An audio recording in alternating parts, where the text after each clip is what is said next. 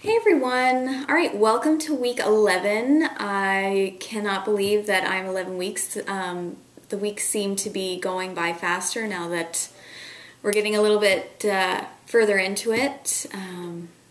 They kind of crawled a little bit at the beginning, but now they seem to be picking up, so that's really awesome.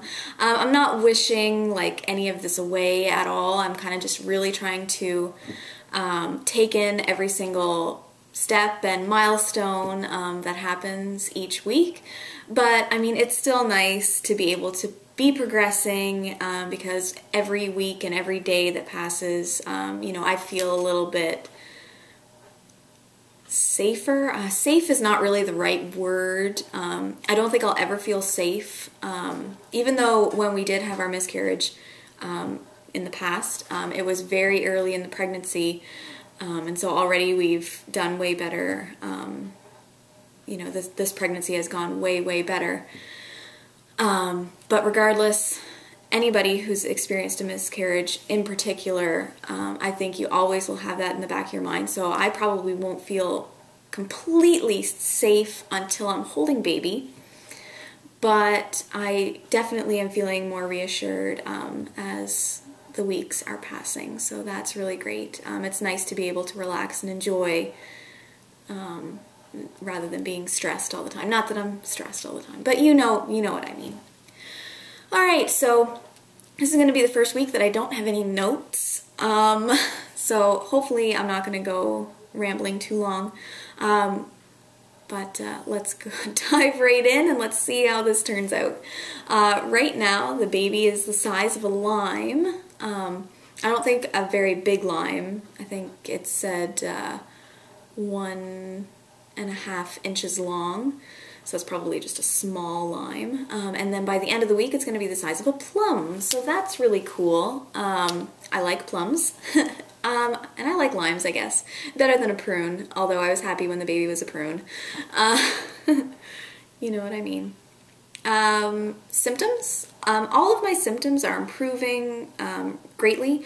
I still get a little bit of nausea, and I still get, a little bit of other symptoms here and there. My tiredness is a little bit worse the past couple of days, and I'll explain why in just a moment. My breast tenderness is like almost gone, which is really nice. So a little bit around the nipple still is a bit tender, but not painful like it was before. So that's really, really great.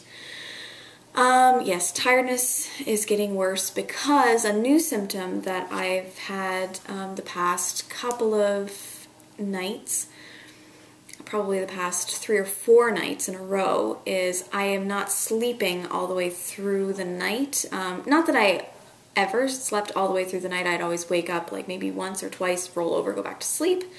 But now I'm finding that I will sleep for maybe 30 minutes, wake up for a minute, go back to sleep for 30 minutes, wake up for about a minute, fall back asleep, and that's, how my sleep will go the entire night. I just will not sleep an entire whatever. Even if I slept for like a few hours and then woke up, that would be great, but it seems that my sleep is really, really broken lately. I just can't settle.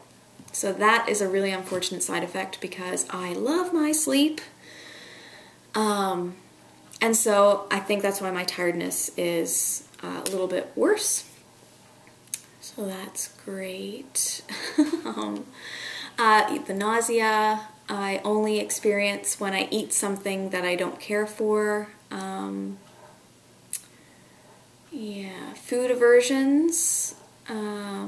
Still peanut butter and still cinnamon raisin bread. I still hate my cinnamon raisin bread. That's really it for aversions for right now. Carrots are sort of turning into an aversion, but I wouldn't call them an aversion just yet. I love carrots, but I just, right now, it's not that I am having an aversion to them, I just don't really care for them. But like tonight for supper, my dad cooked supper and he had potatoes and carrots and turnip and I think pork chops. And I ate the carrots even though I didn't really care for them. Does that make sense? It's not really an aversion, but I don't like them, which is strange because I usually love them. Cravings. I still love mug root beer. And what else do I like? I like things that are like really bad for me, like Kraft Dinner. I still like original Kraft Dinner. And I like things that have like a tomato sauce flavor. So like Chef Boyardee, like mini ravioli, and I like alfaghetti. Again, horrible for me, and I'm completely aware. One good thing that I really do like is potatoes, turnip, and cottage cheese combination. I liked this combination before, but I really, really like the combination now.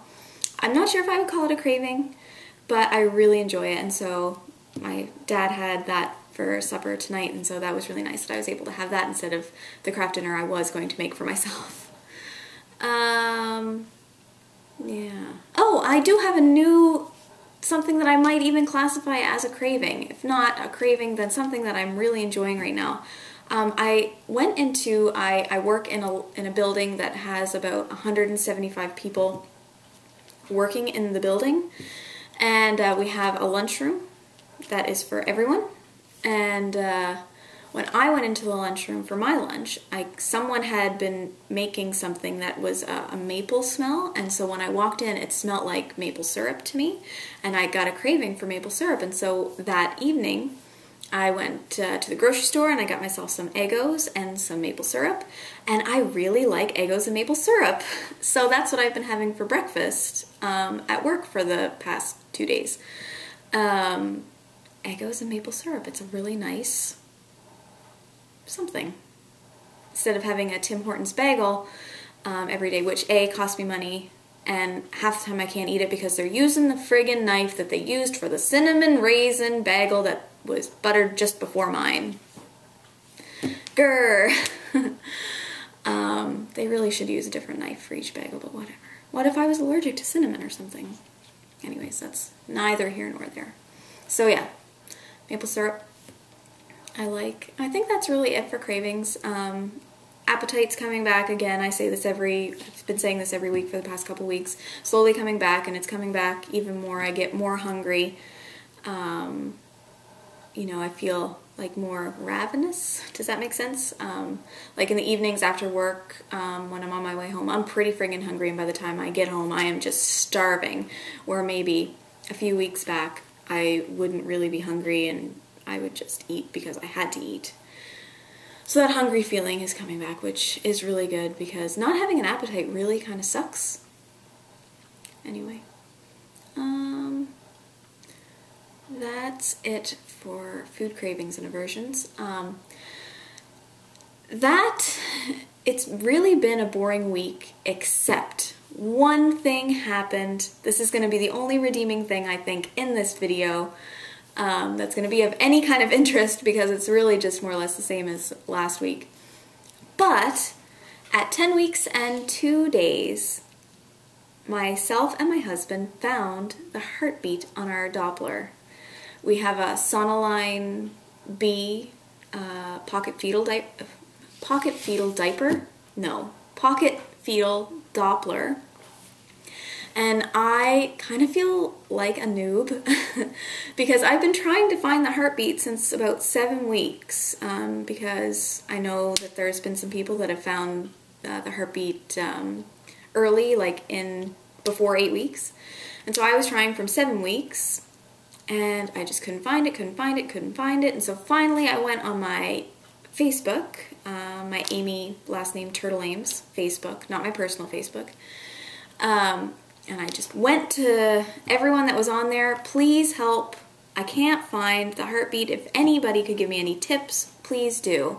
And the overwhelming amount of replies that talked about the gel surprised me because, and again, I feel like a noob, I wasn't using the gel because I didn't put 2 and 2 together that the gel is like what the sound anyways. I just thought it was there to like glide it better. And I thought that was messy, and so I haven't been using the gel. Little did I know, it's very important to use the gel to find the heartbeat.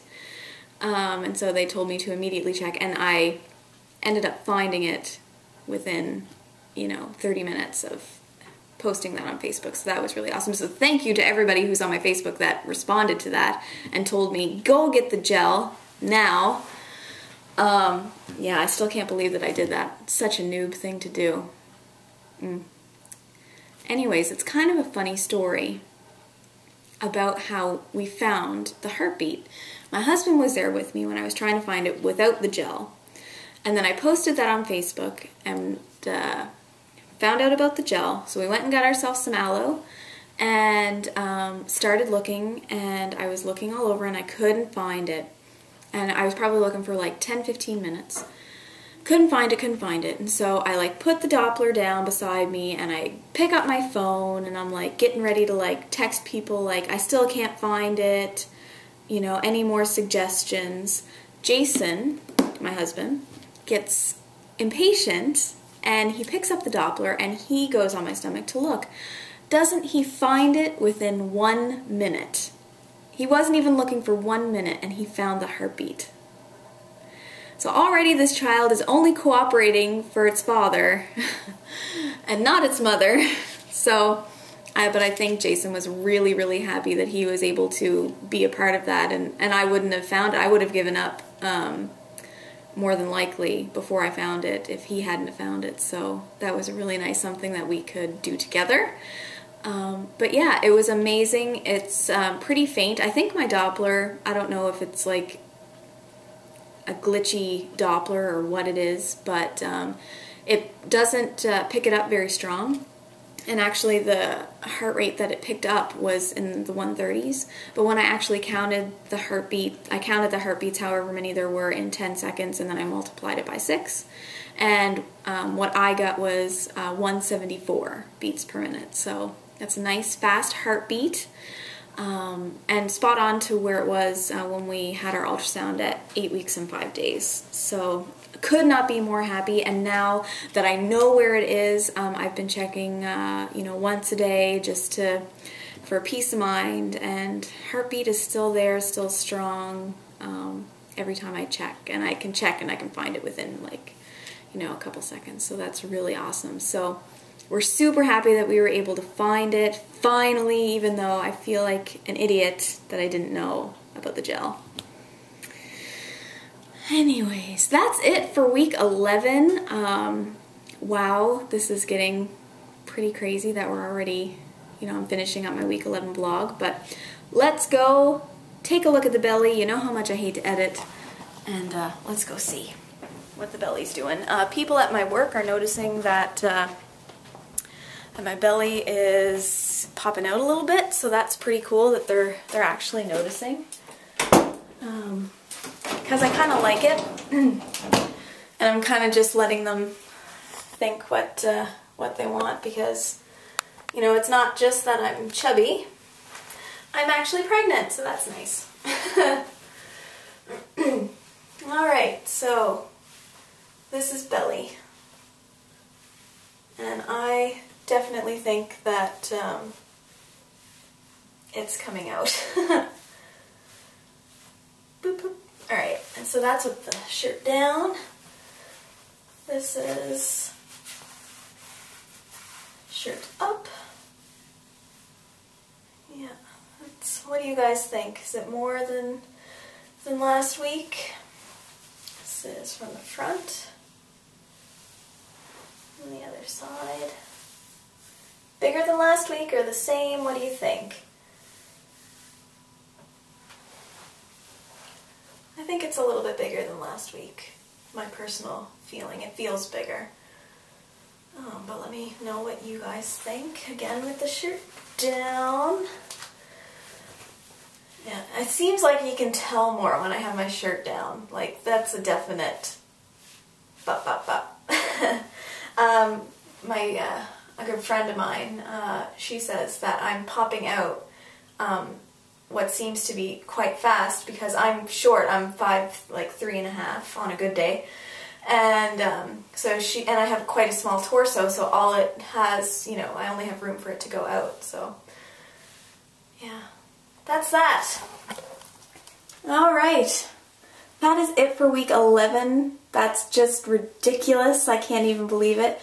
But yeah, let me know what you think of the belly. If you have any questions for me, feel free to ask, and I will do my very, very best to answer them for you. And yeah, that's it for now. Have a great week, and I will see you next week for week 12. Oh my goodness. All right, bye.